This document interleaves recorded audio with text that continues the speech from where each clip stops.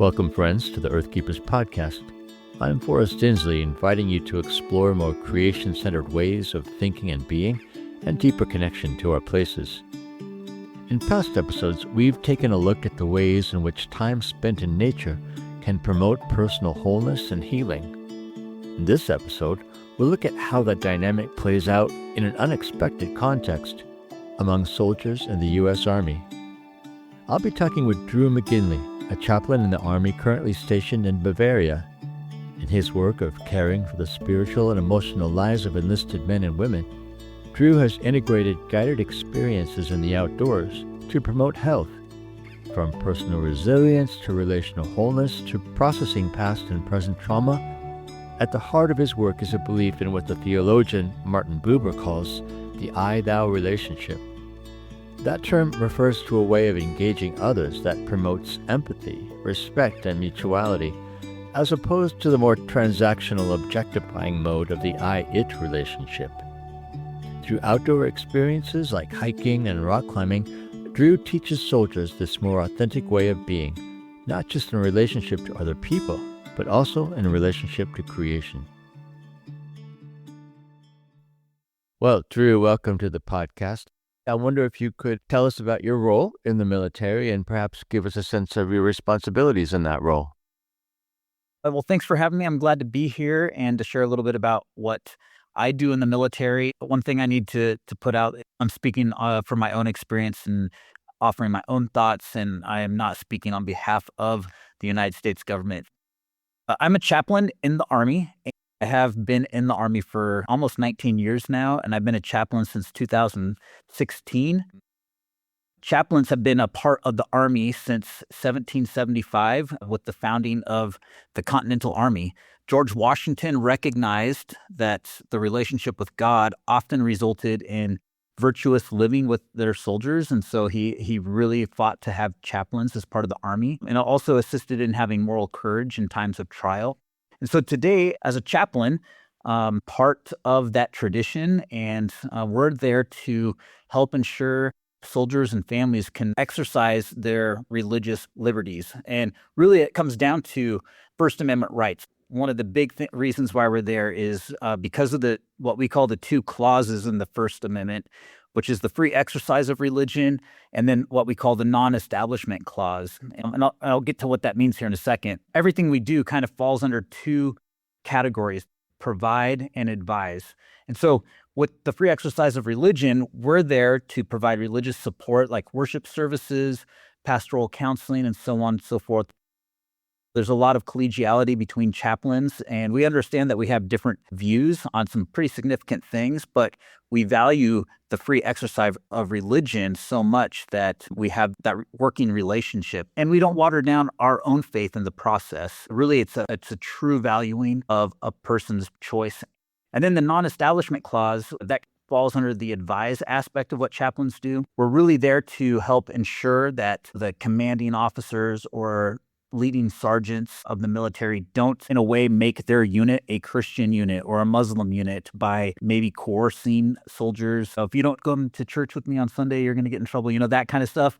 If it starts looking like that, we pull the commander aside and say, hey, sir, hey, ma'am, that goes against our First Amendment rights. So we provide and advise in that capacity, provide education on moral decision-making, and walk soldiers through that in real-life scenarios, like case studies, and then also just basic education, oftentimes using virtue ethics and trying to instill that kind of stuff with our soldiers. We also advise commanders on how to support their soldiers' individual religious liberties and freedoms. They can't necessarily always do it with every situation because our mission sometimes can't allow you to have a Sunday worship service, and so we might do it on a Tuesday instead. One example I had that was kind of a cool story, there was a Navajo soldier, and there was a family event that was happening that was both cultural and religious, but the commander at the time did not understand the spiritual aspect of this cultural thing, and the commander wasn't going to approve their leaving the unit to go home for that week until the soldier came to me and explained to me what was going on, and I was able to go to the commander and advocate on behalf of this soldier, saying this is vital for their community, and if you don't let them go, then they will not be seen as an adult in their community. They have to be a part of this thing. It's a spiritual, almost liturgical type of an event. And, it was a good news story. The commander listened to me, and that soldier got to go have a really meaningful time with their family. So, those are some of the things that we do as chaplains. I take soldiers rock climbing, and, you have a person at the bottom that's belaying you, and everyone has fun. And then afterwards, we do lunch, and I talk about the importance of building trust and why trust matters and how that affects us in our families and our units. If we have to go to war, why trust is important and how we have to build it now. So those are just some examples of what we do as chaplains and the important role that we play. It sounds like in a lot of ways you've got to be very well versed in multiple cultures. It sounds like essentially your job is based in understanding of culture since you've got so much diversity to be working with. Yeah, it very much is. Depending on the chaplain, some of us come in with maybe just being very monolithic and understanding just our faith tradition and culture. But the Army works really hard at helping us develop that. And they really encourage that we get to know other traditions. Part of the initial training for chaplains is that we'll go to different faith services and just talk to the people and kind of hear from them and what their beliefs are. And sometimes that's uncomfortable for some chaplains because they've never set foot in a synagogue or a mosque or have talked to people of those backgrounds. But it's not to make a Christian chaplain into a Muslim or vice versa, but really to understand how can I support that soldier in their free exercise. And it's a lifelong learning process too. I think part of it is that the Army is made up of so many different backgrounds, and that just through daily conversations and just curiosity, you learn from your friends and your peers and the soldiers that you're trying to help too. I really appreciate that teachable stance. Just the fact that you are listening as a student of culture seems very respectful, and I'm sure it communicates respect to whoever it is you're talking to. It really does. And I think the chaplains that are better at doing that have a greater impact. Well, I want to ask you about where you're stationed now and how you personally engage with the ecology of your place. Yeah, it's really cool. My family just recently moved to Germany, and we're in a region called Bavaria, and it's kind of wild or farmland-like. And it's really beautiful. It reminds me of home because I'm from the Pacific Northwest. We're kind of remote, and we have small villages around us. Germany is very eco-conscious in a way that you don't find in a lot of places in the United States. Wind turbines are common. There's solar fields, and they're not overly large or, ruining the landscape by taking up too much, but you see them all over the place. A lot of the houses, they have their solar panels as well. Something that's interesting and getting used to is their recycling program and their garbage program is next level. We have 5 different garbage cans where we're throwing in our food waste, and then you have bottles, you have plastic, you have paper, and then you have just your general stuff, and you have different days where it's all coming out. And so much more eco-conscious, and it's kind of been fun to learn and grow and just be more aware of what I throw away. Well, you're an outdoorsy guy, and I'm wondering if you had much chance to actually spend time in nature there and how that has been qualitatively different, if it has been. Yeah, one of the things that's kind of cool about Germany, and I've tried to embody this, and I've been successful to varying degrees, is they literally take a Sabbath. Like Sunday is a Sabbath rest day. There's very few businesses open, and that's the day for going on walks with family. And it's a really beautiful thing. You'll see lots of people riding their bike or walking together. And so that's one thing. I've always kind of been a walker and, doing that kind of stuff, but I've been more intentional with that. And when you just have pathways everywhere that are devoted to that kind of outdoor life, it's been pretty cool. And I just like learning about new animals and plants in the area and looking them up. I have an app, I think it's called iNaturalist, and you can take a photo and it'll give you its name and, all about that plant. And it's been kind of fun to do that. And also with different animals. I like watching birds. And so it's cool to get to see some of these different birds up here. Of course, the real test of iNaturalist, which I use as well, is does it give you the name in German or English? Well, thank God it comes in English because my German's not that great yet. Well, I would like to know a bit more about your relationship to creation and how that was formed. Maybe tell us where that story began and maybe some of the important inflection points along the way in that story. Yeah. Like most people that grew up in the Pacific Northwest, I did a lot of outdoor stuff. I grew up on the Olympic Peninsula and spent a lot of time between Port Angeles and Forks, if people are familiar. And you have the national park up in the mountains right behind you. So I did a lot of hiking. My family was a hunting family, so I did a lot of hunting. I did some fishing, and I just spent a lot of time outdoors hiking and camping. That was kind of what you did. My family was a logging family. That's kind of my family's background. So that's kind of how I was raised to view nature. And so nature was really valued for the utility that it brought you, right? And so for me as a young man growing up, mostly it brought value to me because gave me fun opportunities. And that's not wrong that it brought that fun, but it was objectification, I'd say, of creation. And I did some logging on the side with my family as well to make some money as a teenager. As a young man being a Christian, I thought nature was good because God made it, but it wasn't just that God made it. It was very much an idea that God made it for me, which is I think a very self-centered approach to nature. I think that's a part of it, but there's much more.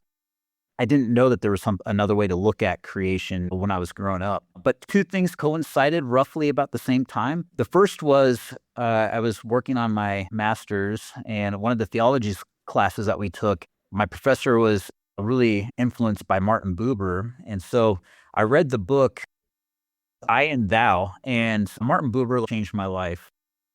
He really talks about how we can have one or two types of relationships with people around us. One is the I-thou relationship, or modern language, the I-you relationship, where I am a subject and I'm seeing the other person as a subject. We're equals. And then the other type of relationship is an I-it relationship. And that's where the thing is an object that's on the other side of you. So everything in an I-it relationship, it's me, I'm in a thing. And so he captures this idea that we can either be in relationship with things in a co-equal relationship, or we can objectify things. And a good way to put that is we can be relational or we can be transactional. And he uses two key words that I thought were really cool. We can encounter the other or we can experience the other. And when we encounter, that's where two things meet on equal terms and they influence each other in a sense, or they see each other as equals, or we can experience. I experience things. I pick up a bottle of water. It's an it. Nature for me growing up was all it. It was all transactional. What did it offer me? It was very objectified, and I just experienced it. There were good experiences, and I loved nature, but it was very much an objectification of nature. What Martin Buber did is he really changed my mindset on how I view the world around me. He talks about in the I-thou relationship that is a holy and sacred space when two people meet, when two I's meet, an I and a you come together, that it's sacred and holy. And that's where God's presence can also be encountered, because that's what God created us for, with each other and the world around us. And so I started to see things. I was just more aware. My eyes were opened. And in my relationships with people, they started to change because I was no longer objectifying them. Or if I found myself objectifying them, I tried to change my experience to encountering them and seeing who they really were. That started to happen with nature too. It would seem to me that in the military, there would be a lot of pressure to see people in the I-it dynamic, because to go to war against people, it takes a certain level of objectification to make it possible. I'm wondering how you deal with that tension. This is one of my main teaching points that I give soldiers all the time. And I talk about what God intends for us and what God wants from us is to have those I-thou moments. And that's where God's blessing really exists, in that I-thou moment with other people, with creation, and even with Him, because we can objectify God too, right? But God didn't create us to objectify things. Now, the fact of the matter is we can't always be in the I-thou. There's times where I'm driving down the road and the person that cuts me off, I get angry at them just like anybody else. And I don't think about the person, I think about the action. But I want to move to that I thou if I can. And if they will allow me. Buber talks about two people have to meet. And if another person's not willing to meet, then you can play your role, if you will, but you might not have that full connection that God desires. So I think there is a tension in the military, especially with the combat role. And so I don't have a full answer for that yet, other than try to aim soldiers and the relationships immediately around them to move from objectification and move into encounter with their families, with the soldiers they work with or the soldiers they lead, and even the environment around them. Because if they start in that space, then you can start to see a trickle effect in other spaces. And that's where, I leave it into God's hands and the work of the Holy Spirit in the heart.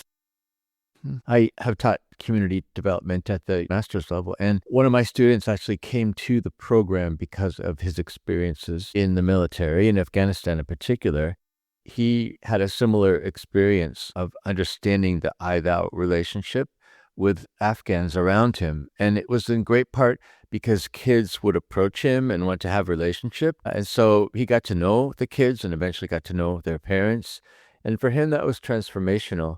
Because when you get close to people like that, it's almost not possible anymore to objectify them entirely. And so I think that relationship with Afghans made him rethink what he was doing in the military. And so he ended up doing a master's program in community development because he found opportunities within the military structure to actually do that kind of community development and liaison with the people in and around military bases and such. So that really changed him vocationally as well as personally, just to have those relationships. When we get in line with what I believe God really wants from us, which I think is moving from that objectification of the world around us, whether it's people, nature, even God himself, and we get into the I thou encounters, seeing the world in that relational lens, that's going to shape and change us. And sometimes that change will necessitate other changes, right? You would hope it would. The world needs those changes. If more people had the I thou encounters, I think a lot of the hurt and the destruction we see in the world would probably start to dissipate. Yeah. The change for this guy was so profound that when it came time to write his master's thesis, he actually did a collaborative thesis project with a Sudanese Muslim woman. So they did their work together. And for him, that was just such a radical change that allowed him to do that and made him so curious that he wanted to study alongside her and learn about her life, her family, her culture. Yeah. Yeah, I think that's beautiful. Well, I didn't want to interrupt your story, so carry on. Talking about your relationship with nature, what happened post I thou? So post I thou, I moved from active duty to the National Guard because I was working at trying to get the master's degree that was required to be a chaplain. And I had the coolest opportunity. The Elwha River, just outside of Port Angeles in Washington, had 2 dams on it, dammed a long time ago. And through a lot of work with the lower Elwha tribe and others in government, finally, they were able to get permission to remove these 2 dams. The lower Elwha people needed to have this removed because salmon were vital to their life. And the salmon population was shrinking, and the hope was that it would restore the salmon runs. There's also some sacred spots that were covered by the lakes, created by the dams. And so, long story short, they removed the dams. And when I was in the National Guard, the only job I could find was working for the Department of Ecology as an ecological assistant. And I came into the project of the Elwha Dam removal, post-removal, and we got to start planting a ton of plants in the former lake beds. My team and I planted probably over 500,000 native plants along the river. We did salmon surveys alongside the lower Elwha tribe. That was really fun and amazing getting to work in their fishery with their team. And this was all happening with the Martin Buber stuff.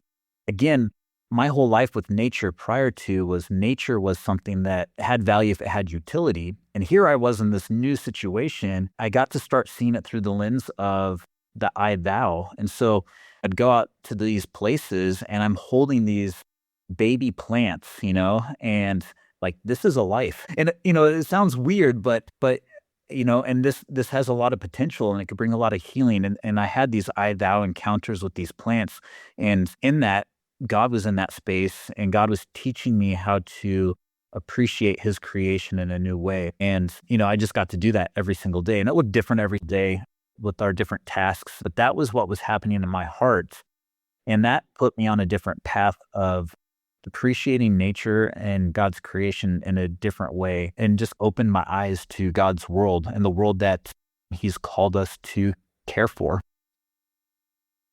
Well, clearly you've taken that sensibility into your work as a chaplain, because I know that you have taken soldiers under your care on hikes out into the outdoors. And I was really fascinated to hear that for many of them, this was their first experience in the woods, their first experience of the wild, really. I'm wondering if you could tell us about that. Because I had these experiences and my eyes opened to nature in a new way. I started using hikes and I would take soldiers out, and I'd use these as teaching moments. When I was stationed up in Washington, I'd take people up Mount Si and Little Si. We'd drive up there. We'd spend the whole day hiking, and I'd take typically about 10 to 12 soldiers, and we'd hike up to the top. And for a lot of them, it was their first time really being in the wilderness that wasn't military related. I mean, they're not practicing warfare. A lot of these soldiers, they come from maybe some rural area in the Midwest, or they come from the city, and they just don't have a lot of experience that we get up in the Pacific Northwest, getting to see nature through a different lens. I'd take these soldiers on these adventures, if you will, where they could see nature with a new set of eyes. I would talk to them about Martin Buber and how we can translate that to our relationships with each other. And it was powerful because most of these soldiers, nature provides protection from bullets flying at you, or nature is something that you blend into, or nature is something that's in the way to your objective. It's very objectified. And sometimes the relationship can be adversarial. I wanted to change that and get people to experience God's creation for what God intended it. In the long run, my hope is that soldiers begin to see creation as more than just object. Through this seed that's planted, we'll want to start taking care of it. For some of these soldiers, it's the first time they go on a hike.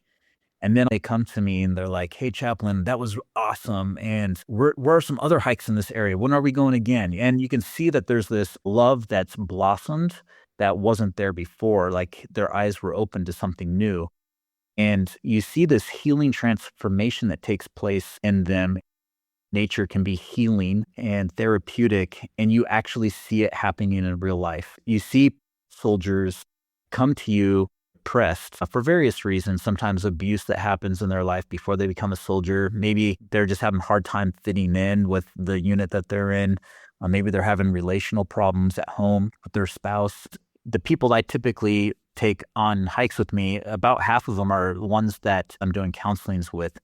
And through that, you see transformation, you see depression lessen. But it's not just because I took them outside. I think it's that shift in mindset of moving from the objectification of people.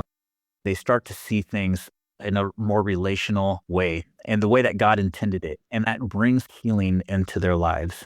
Clearly, you must deal with a lot of pain and past trauma, and even trauma that happens in the course of their participation in the military. I like the way that you describe that transformation. It has to do with nature, but it also has to do with a perspective shift. I'm wondering if you could give us another example of when you have seen the power of time and creation substantially changing someone in terms of making them healthier or stronger, more resilient. I'll sometimes just take a squad with me, which is a group of soldiers that are fighting units. They all have a role within this unit. And sometimes those can be relationally very unhealthy. They might have different backgrounds, different cultures, and they're thrown together. Some of them may be really friendly people, some of them maybe not so much. And sometimes it's hard for those groups to really solidify, but we want them to be a solid team, right? And they want it to be a solid team too. Sometimes they don't realize it, but they don't like the conflict. And so a commander might say, "Hey, this team is having a problem. Can they go with you on your next hike? And in these events, whether it's a hike or rock climbing or some kind of a outdoor adventure, what you end up seeing is people working through some of those issues. Instead of getting angry at each other, they're figuring out how to overcome the climbing, and they're helping each other. Oh, put your hand over here. That's where you need to go next to get up the wall. Or someone's tired because they haven't done a whole lot of hiking, and hey, can you carry his backpack for him? And they start to build this relational bond that wasn't there before. And they start to see each other as people instead of adversaries. Well, I would imagine that in times of war, your job changes as the needs of soldiers change, or as new pressures are put on the system as a whole. Given that at this time of recording, we're in the midst of a war with Iran, have you found yourself being called upon for service that perhaps wouldn't be the norm in times of peace? War in general really is a form of chaos, a type of crisis. In my time as a hospital chaplain in the Army, I worked on the palliative care wing. And so these people, a lot of them were oncology cancer patients, and they didn't know they had cancer. And all of a sudden, cancer is thrown into their life. And that chaos brings a lot of unsettling and fear. And as a chaplain, my role in those situations was to bring a sense of stability and bring the presence of God into that space. There's a theological concept, persona Christi, which is you are acting as the person of Christ. And so you're stepping into this moment, being Jesus in this moment for these people. And whether it's a crisis that is cancer or the crisis of a soldier coming to you and their spouse just said that they want a divorce, or the crisis of war, I think the important role that chaplains play is representing God in the midst of the chaos, or as they're walking through the valley of the shadow of death. And so that's going to look different in each situation. But oftentimes it's being peace when there doesn't seem to be any peace.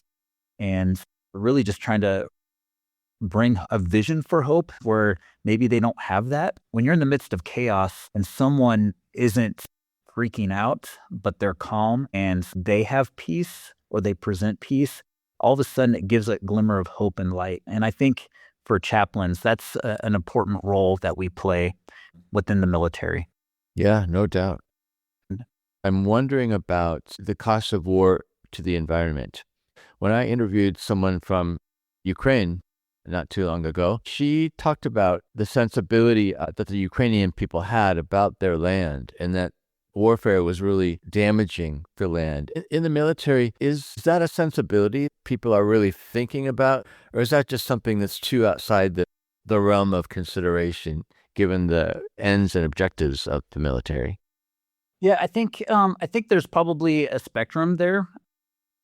I know that as chaplains, one of our roles as the advisor to a commander is to really be aware of this cultural significance of different things in a region so that certain areas don't get bombed, let's say. And I know that in our planning sessions, there's areas that we mark off as we can't hit there or we can't go into this space. And sometimes it's nature related. I think some people recognize that casualties aren't just people, but sometimes it is the land as well. Now, does everyone do that? Probably not. But again, that's where the chaplain comes in. Our Army Corps of Engineers, they do have environmental advisors to ensure that nature is taken under consideration. I know that in one of the places I did a lot of training out in the wilderness, that there's areas that are marked off because the habitat is important for a particular animal or plant, and we don't want to disturb that. So I do know that takes place in our training areas as well. Yeah, that is such a good point. The Army Corps of Engineers does significant environmental work. I live in Island County, for example, and they've done a lot of work to preserve natural places where fish would breed and reproduce. So it's good to be reminded that that's also part of the Army structure. Yeah.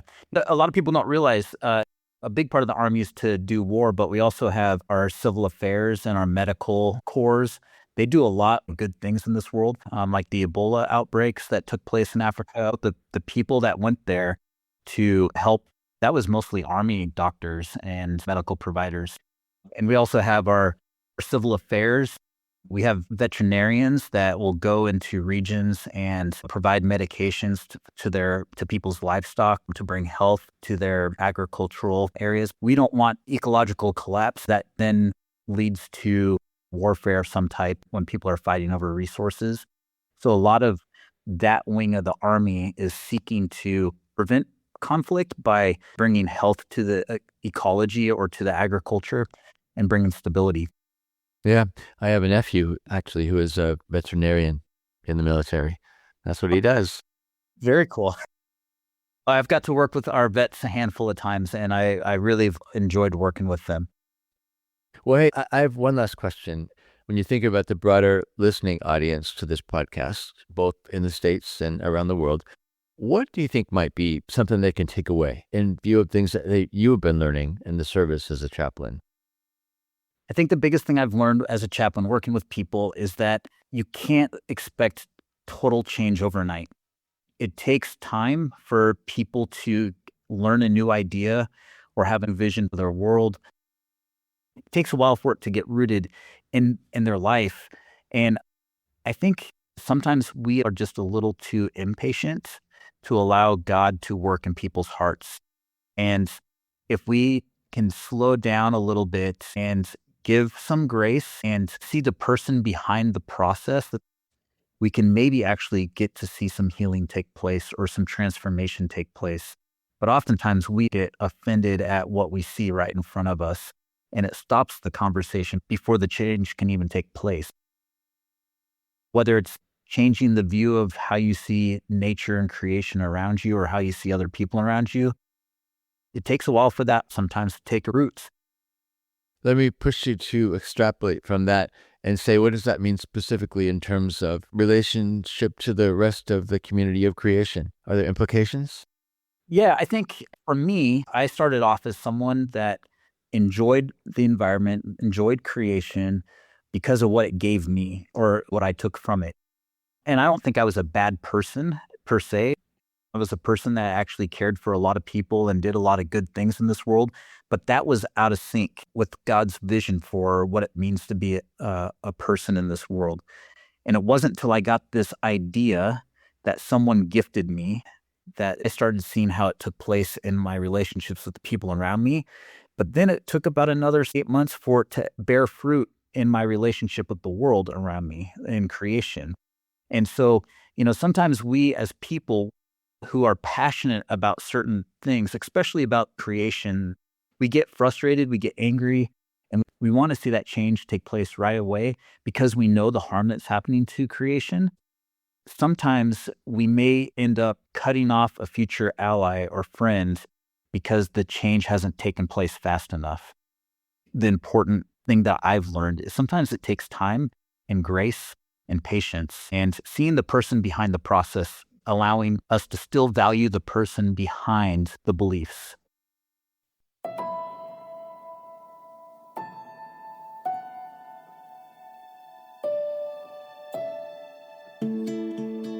We've been in conversation with Drew McGinley, community chaplain at the U.S. Army Garrison in Bavaria, Germany. To learn more about Drew's work and about the work of Army chaplains in general, check out the show notes for this episode.